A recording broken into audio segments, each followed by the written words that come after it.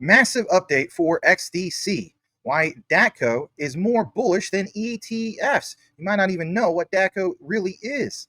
And how about this? It's been a while since we've seen an interview from Zenfin's XDC's Quincy Jones. Yes, the key developer from XDC, one of you guys' favorite people out there. So this is a brand new interview from him. But before we get into all that, we have quite a bit of information we're going to get into in regard to DATCO. After these messages, we'll be right back. Yeah.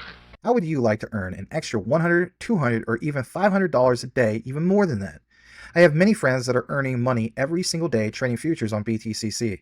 It's a simple process, and even if you don't want to learn how to trade, you could follow a trader on the site and let him do the trading for you. But I suggest learn how to trade, earn you some extra money on BTCC. It's easy, you don't have to KYC, and you don't have to use a virtual private network VPN. This is a wonderful site. They've been around since 2011. Give them a shot. Also, when you earn that extra money, you can store that on your Decent wallet. The Decent wallet was not affected by the recent XRPL debacle, where the backdoor of many wallets was open and there was a breach. So Decent wallet was not affected by that. Decent wallet is as safe as you keep your seed phrase. It's a wonderful product, and you can get the discount by using the link. It's the only way to get the affiliate discount, and that is to use an affiliate link. So that link is popping up on the upper right side of your screen, and it is the one that you will use. You will also get free shipping. Pick you up a Decent wallet today. Secure your assets. If you don't have them stored in a wallet and sitting on an exchange, then you're at risk. So pick you one up today. Thank you. So let's jump over to that. Consider smashing that like. It definitely helps the channel, and let's get into it. So first thing is actually from X. Let's pull that up for just a brief moment, and you'll see here the recent highlights, because let's face it, Cybos, all these key things, right? So for one, it's this. Mentions, what does Wall Street want from blockchain? Find out in the latest XDC MENA podcast hosted by Rebecca Dawson with special guest, who is this gentleman right here, who is the co-founder of XDC Network, okay? So if you're wondering who that guy is, his name actually is Ritesh Kakad. And basically the bottom line, what stood out for me was not just the rise of stablecoins and that regulatory clarity in the United States, but this thing called DATCO. All right. So we're definitely going to get into that because, again, some key things about Wall Street, institutions, the whole shebang. Now, you're more than welcome to watch this full episode, and I highly encourage it. But later on in this video, you'll see the key snippets that I've taken that was basically wrapping up the key highlights. Okay. And I took that earlier. I'm going to play this key snippet here. It's only 28 seconds, and we'll jump right back. Here we go. We tried ETP in Europe with 21 share, and we received tremendous response from European community. And of course, we like to go for ETF or DATCO. So we are talking continuously with the people from Wall Street and trying to see what is the best for XDC ecosystems.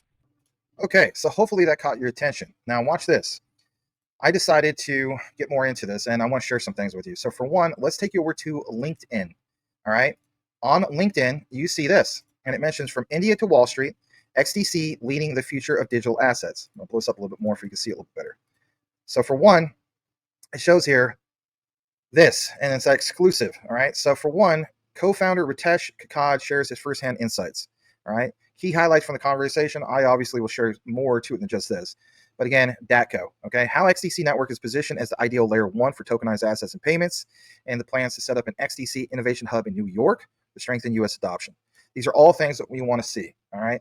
Ritesh in itself, or some of his background, I should say, is an Indian visionary entrepreneur, explains how XDC is bridging blockchain with real-world finance through regulation-friendly innovation, tokenization, enterprise-grade adoption.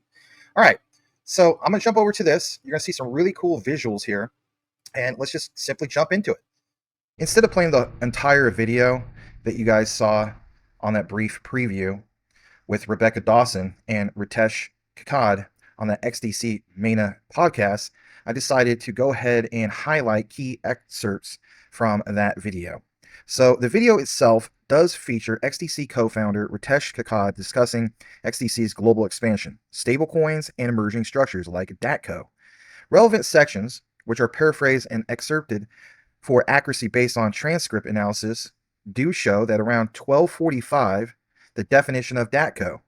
DATCO stands for Digital Asset Treasury Company. It's essentially a new breed of investment vehicle tailored for digital assets, where treasuries, think United States T-bills, stablecoin reserves can be tokenized and managed directly on-chain. Unlike traditional ETFs, which wrap assets off-chain, a DATCO allows for native blockchain custody and automated treasury operations, all while staying compliant with SEC and global regulations. Around the 18 to 20 minute mark of that YouTube video, there was significance in context of stablecoins and XDC. There was a quote, and it goes like this. With the push for stablecoins like our upcoming USDX on XDC, DATCOs are game changers. They let institutions park treasuries on chain for yield farming or collateral without the friction of intermediaries. We are in talks with Wall Street players to launch the first DATCO pilots on XDC, leveraging our 2000 TPS and EVM compatibility for seamless integration. This could unlock billions in treasury flows into DeFi. Another key highlight, around the 2510 mark, there was a comparison to ETFs, as in exchange-traded funds.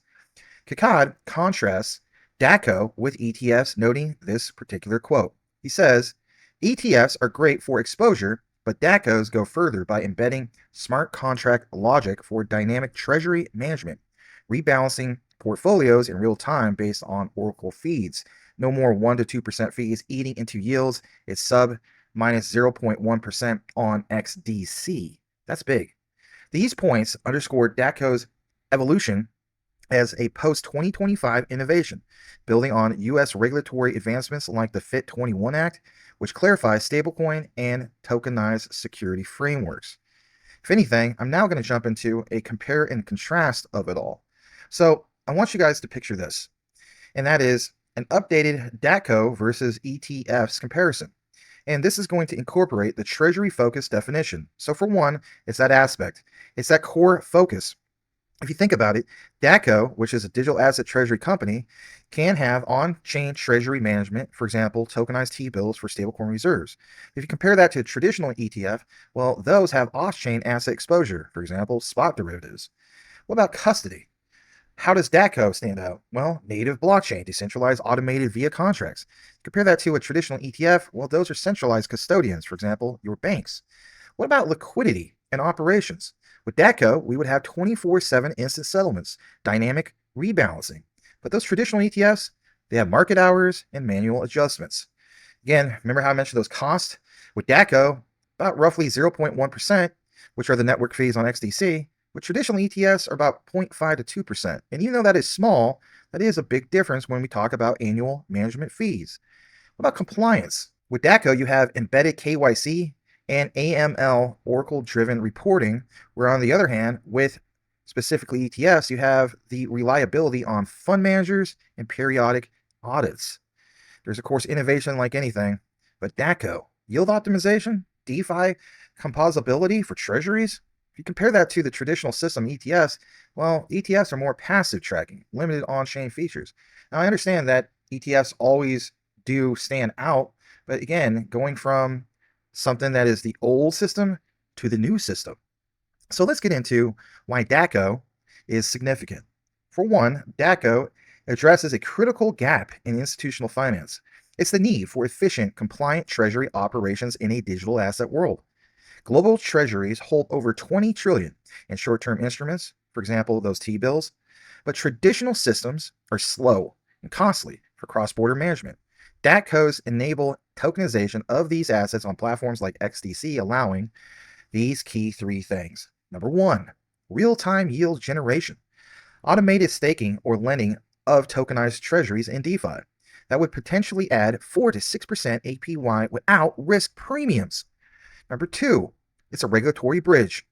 Compliant with evolving United States and European Union rules, reducing barriers for banks like JP Morgan or HSBC to adopt blockchain treasuries, that sounds big in itself. Number three, which might be the most important, is XDC synergy in the mix.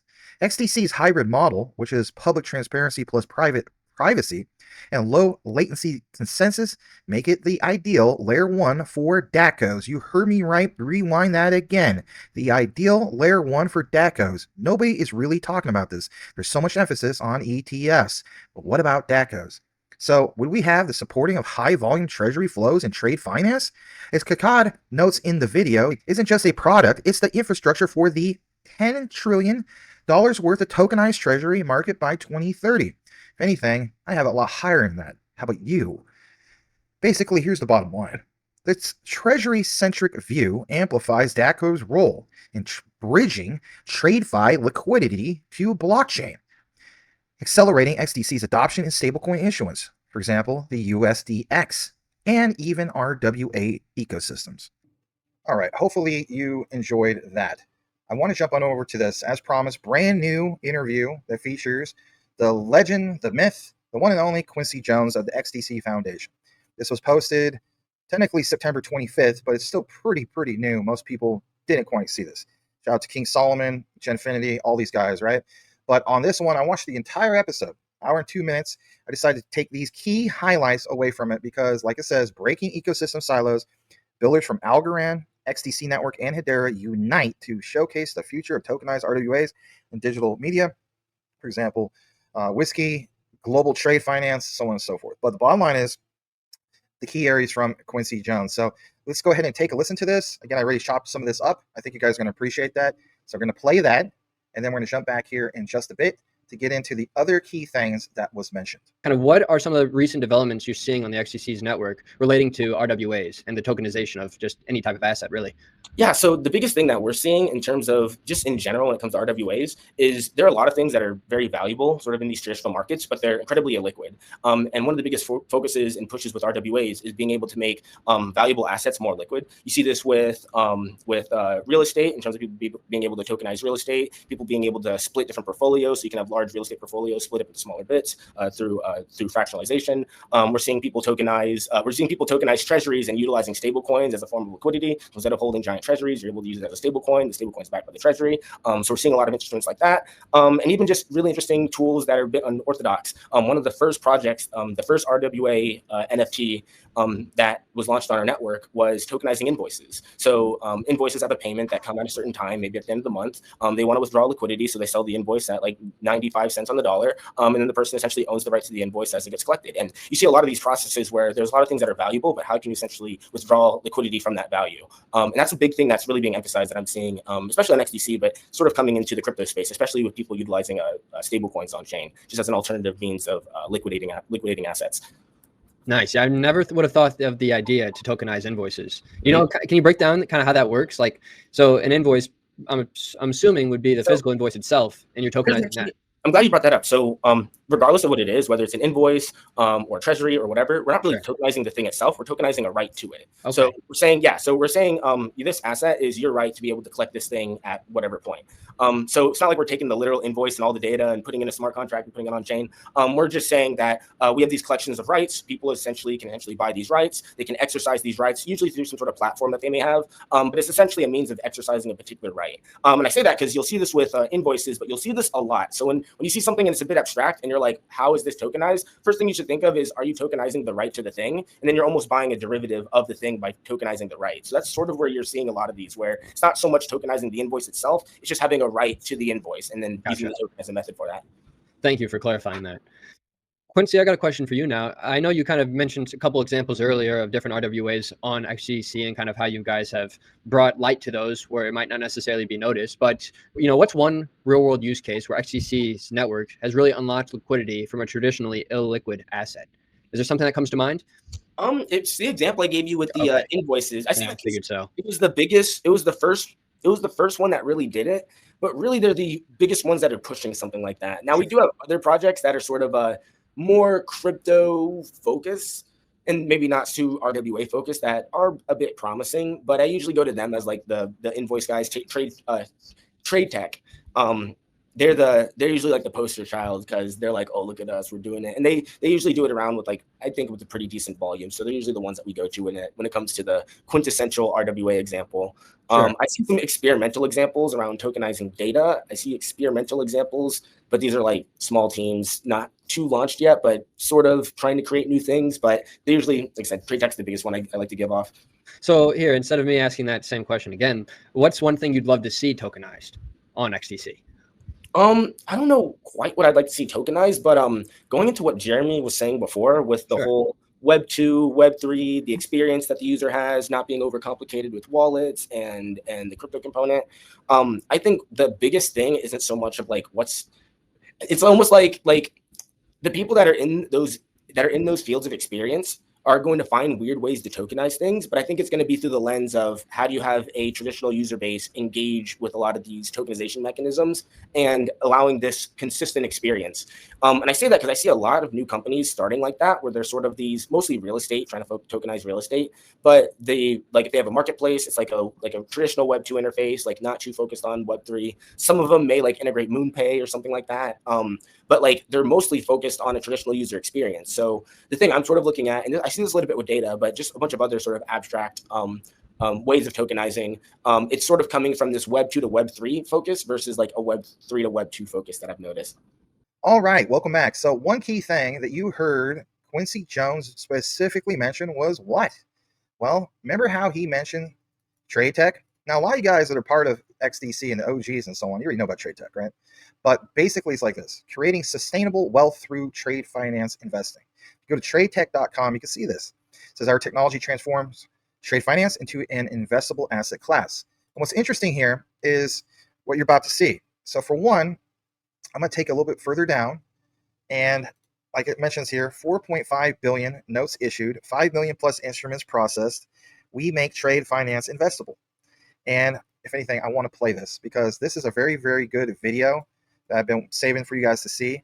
You're going to see some institutional partners here that really, really share some of their testimonials about Tradeteq. Now, we'll establish Tradeteq with obviously XDC a little bit more here, but this is under 4 minutes and it really pounds home what they really do by hearing some key institutions, again, their testimonials. So I'm going to go ahead and play this as well, and we'll jump right back here in, like I said, under 4 minutes. Here we go.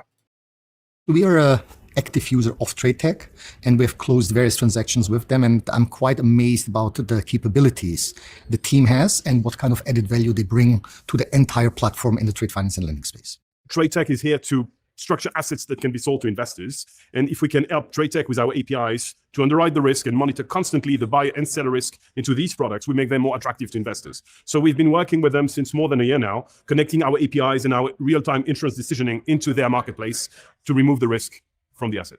Tradeteq, I've worked with a number of ventures, and the securitization as a service is really where we see a massive amount of benefit in terms of accessing additional liquidity through their relationships with the capital markets investors. So Tradeteq, we see as an incredibly important partner for us in scaling and growing our distribution and origination in the SME market. All of the things that Tradeteq is doing today at a very professional level, we were kind of scrapping through at a much more less organized and kind of less experienced level. And so when we met Tradeteq, it was kind of just like a dream because we could offload, half of this really hard work that we were doing in terms of governance and capital markets and documentation and all of that kind of stuff. So we use Tradeteq for quite a lot of our either trade finance or other investments we make where we wish to have a simplified format that our investors want to buy, and it's going very, very well. So we expect to increase our usage quite substantially over the next year. It's ticking all the right boxes for us. Operationally, it's simple, and yeah, we like the team, which always helps as well.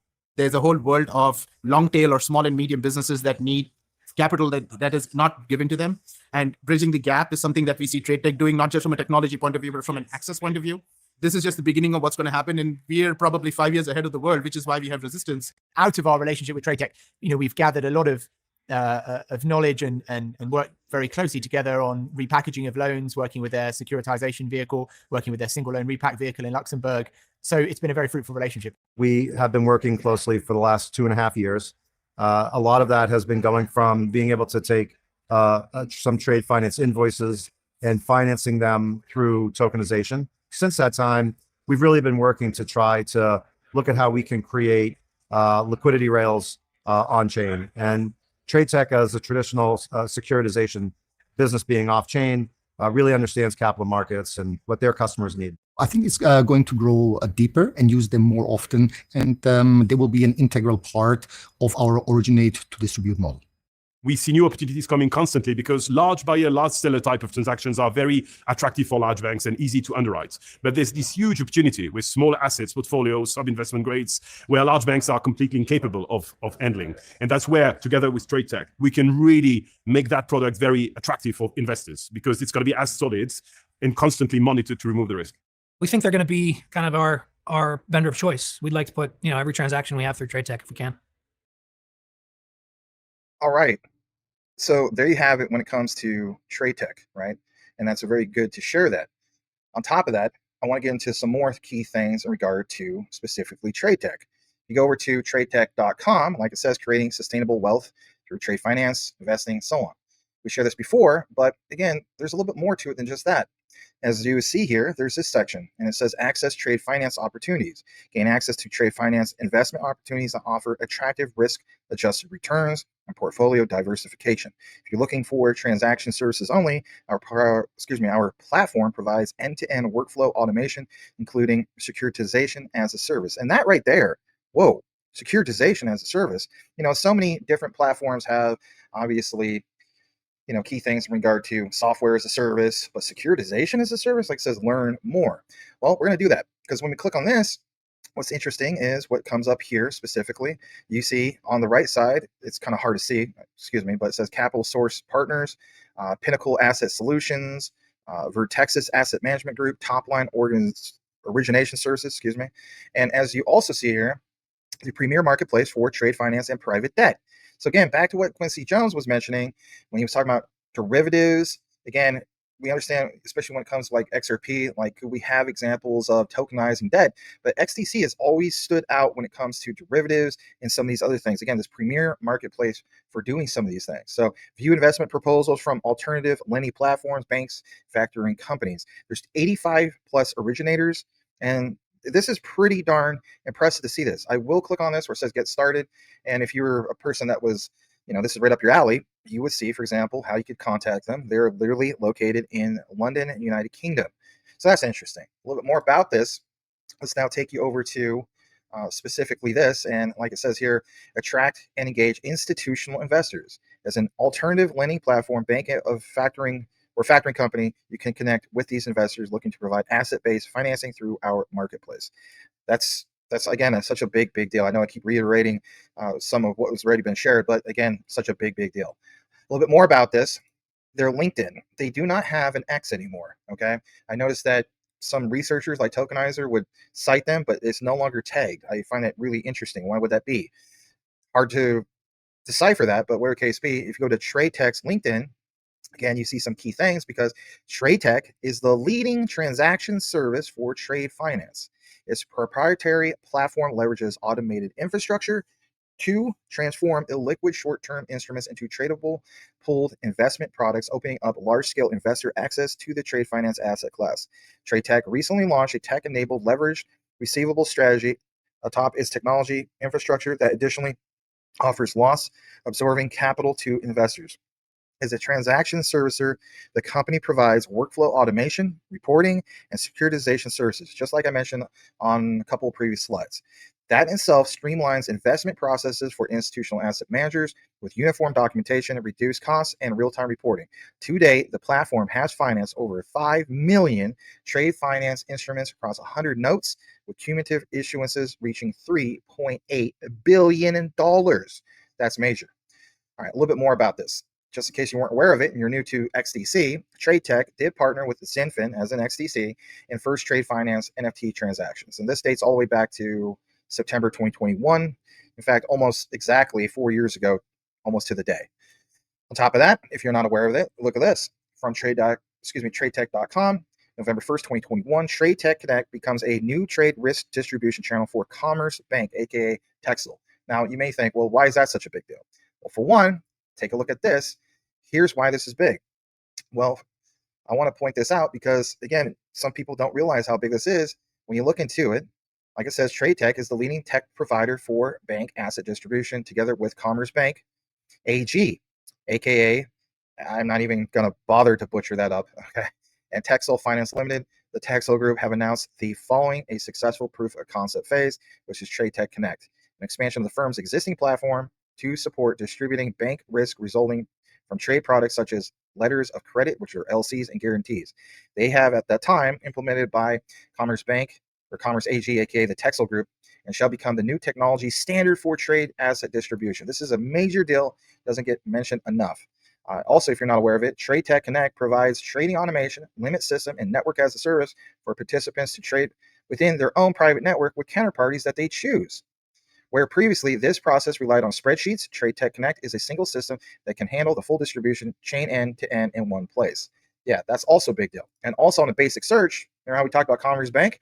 BlackRock holds a significant, though fluctuating stake in Commerce Bank, with its voting rights recently decreasing to 6.59% as of September 26, just a few days ago. This relationship stems from BlackRock's role as an institutional investor and has been a subject of news, particularly in the context of Commerce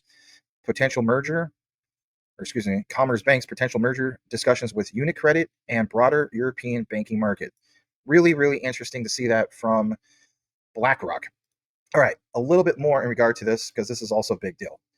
For one, I want to highlight this other key thing, and that is back to what Quincy Jones shared on X recently. Okay, so he shared this on September 17th. He feels as though USDC on XDC is game changer. Again, back to the first original postings from XDC recently, especially with them being at Sibos, right? So yes, I would agree. USDC on XDC is game changer, but why? Well, here's why. Circle announced that USDC and CCTP version 2 are now live on XDC network. Institutions, developers, and businesses on XDC can now access the world's largest regulated stablecoin for key use cases.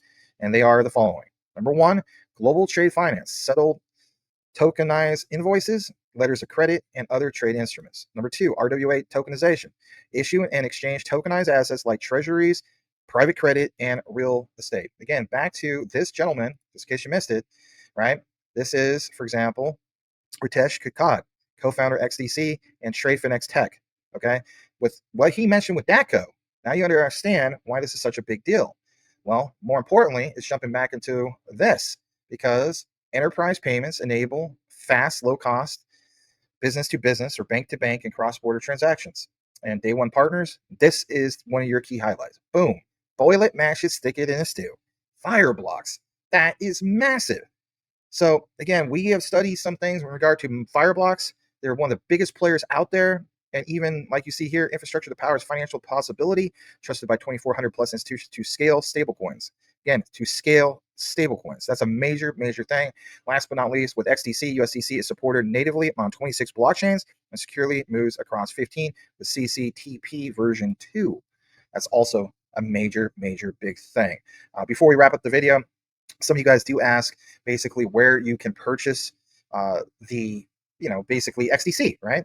Well, believe it or not, the Decent wallet. Yes, I know. I always mention the Decent wallet. But yes, you can purchase XDC directly using your Decent wallet because Decent wallet supports XDC as one of its native assets across its hardware, like the biometric wallet and their software options. And basically, it allows secure storage, sending, receiving, the whole 9 yards, and management of XDC on the XinFin network.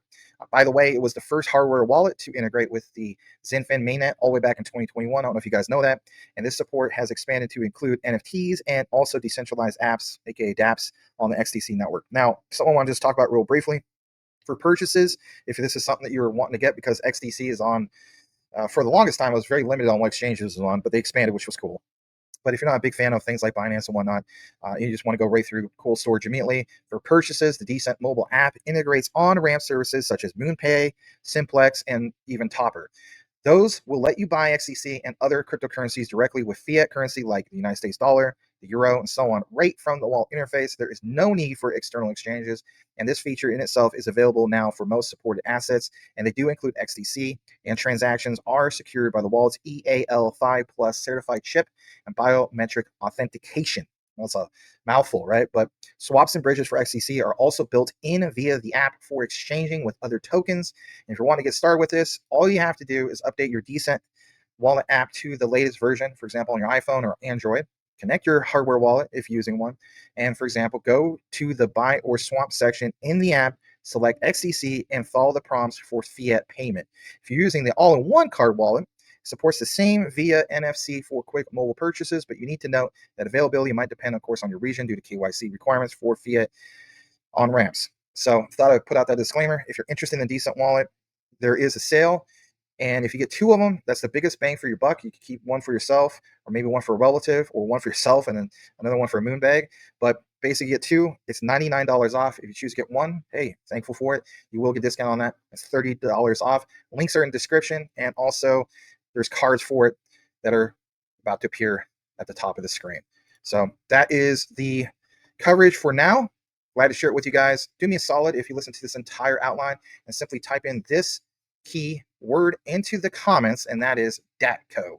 Because in reality, that is the biggest deal, or one of the biggest deals that isn't being talked about enough. And I was glad to gather some detailed research about that and why it matters to you. Yes, you, the guy that drives down the road, who listens to Maximus Crypto, who never comments. I thank you as well. So, as the saying goes, know what you have, know why you hold it. The research trumps FUD 110%. May the Lord Jesus bless you all. I truly mean that. We'll see you on the next one.